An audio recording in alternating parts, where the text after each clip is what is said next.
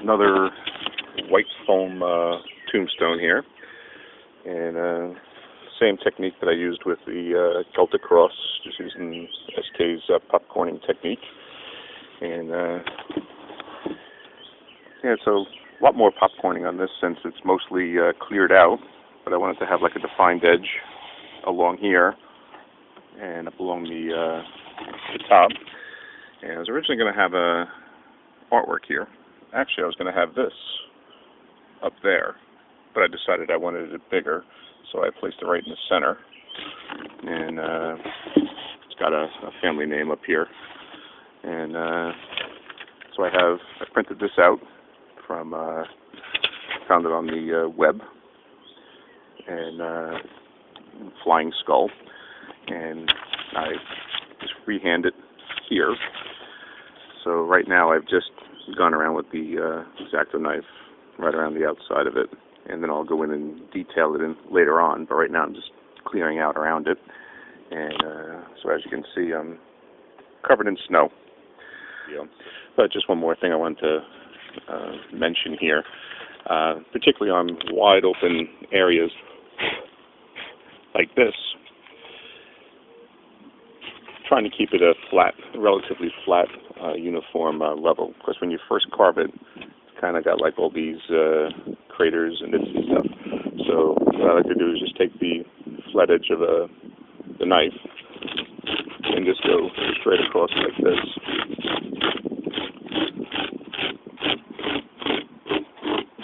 And by doing that, it actually flattens out all those little nubs. So I'll come over here and show you over here.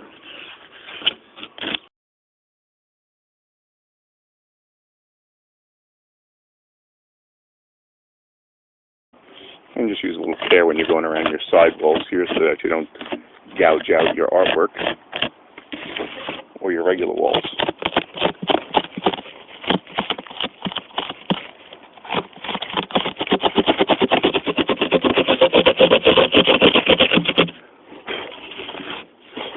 And so now it's far more level and smooth than it was previously. The carving has been completed. I'll end up going over the details with the file and just softening up the edges a little bit.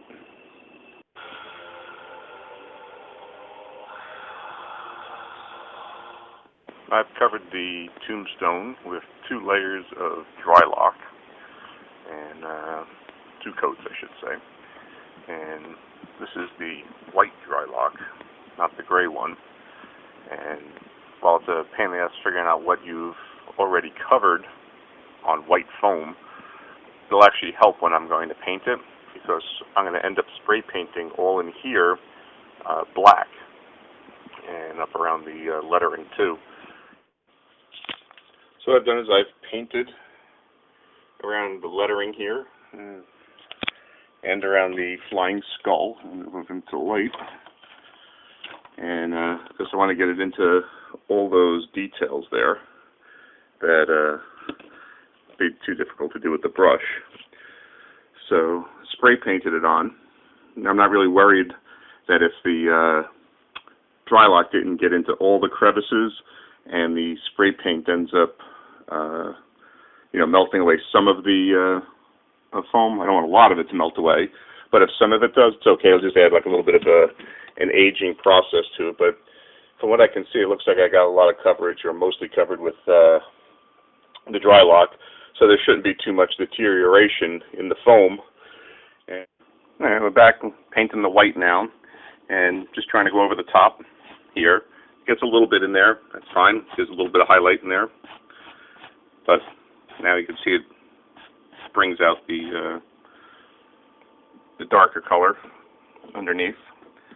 So now we'll go over the rest of it.